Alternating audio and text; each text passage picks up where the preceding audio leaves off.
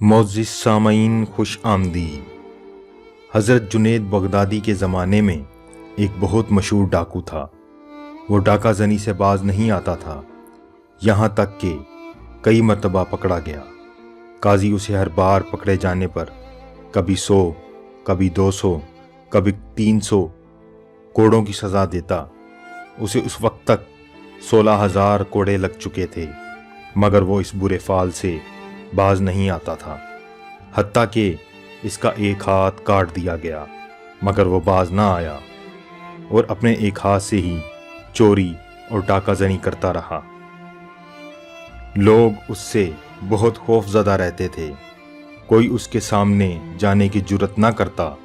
ایک دن ایسا ہوا کہ وہ ڈاکو حضرت جنید بغدادی کے گھر چوری کی نیت سے پہنچا۔ حضرت جنید بغدادی نے تجارت کی غرض سے کچھ کپڑے اور دیگر اشیاء منگوا رکھی تھیں اور انہیں 2-3 گٹریوں میں بند کر کے رکھا ہوا تھا۔ مشہور ڈاکو جب دیوار کود کر گھر میں داخل ہوا تو اسے وہ سامان جو کتھڑیوں میں بند تھا پڑا نظر آ گیا۔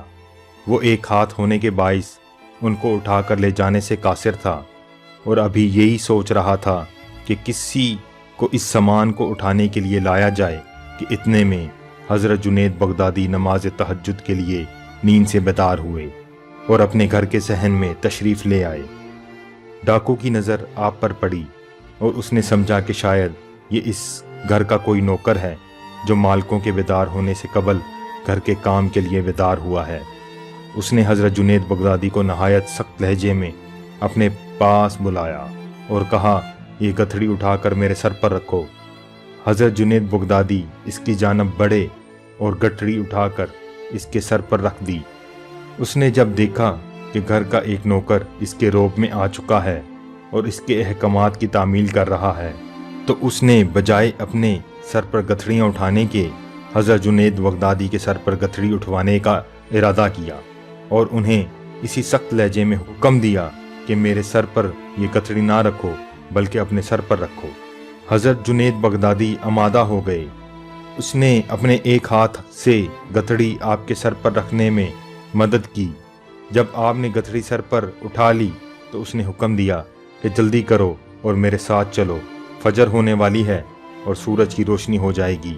اس سے پہلے تم نے یہ گتھڑی میری مطلوبہ جگہ تک چھوڑ کر آنی ہے، اور اگر تم نے دیر کی تو میں ڈنڈے سے تمہاری مرمت کر دوں گا۔ حضرت جنید بغدادی اپنا مال اپنے سر پر رکھ کر اس کے گھر کی جانب چل پڑے۔ حضرت جنید بغدادی رستے میں تھک گئے۔ وزن زیادہ ہونے کے باعث آپ کا سانس بھی پھول چکا تھا۔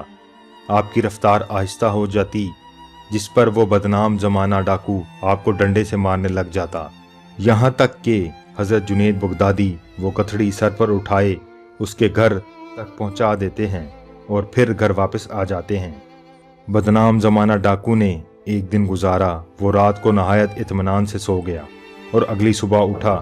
اسے خیال آیا کہ جس گھر میں میں نے گزشتہ روز چوری کی واردات کی ہے اور وہ چوری کا سامان اسی گھر کے نوکر کے ذریعے یہاں تک لایا ہوں، کہیں وہ میرا راز فاش نہ کر دے۔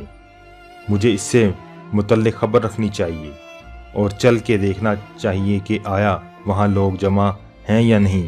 اگر تو جمع ہوئے تو یقیناً اس نوکر نے میرا راز فاش کر دیا ہوگا اور وہ تفتیش کر رہے ہوں گے، اور اگر وہاں خاموشی ہوئی تو یقیناً نوکر نے میرے متعلق کسی کو ڈر کے مارے نہیں بتایا ہوگا۔ چنانچہ وہ آپ کے گھر کی جانب چل پڑا۔ وہاں پہنچ کر کیا دیکھتا ہے کہ لوگ آ رہے ہیں اور گھر میں قطار در قطار داخل ہو رہے ہیں۔ گھر میں داخل ہونے والے افراد نہایت پرہیزگار اور متقی لگ رہے تھے۔ وہ بڑا حیران ہوا۔ اس نے کسی سے پوچھا کہ یہ لوگ کہاں جا رہے ہیں۔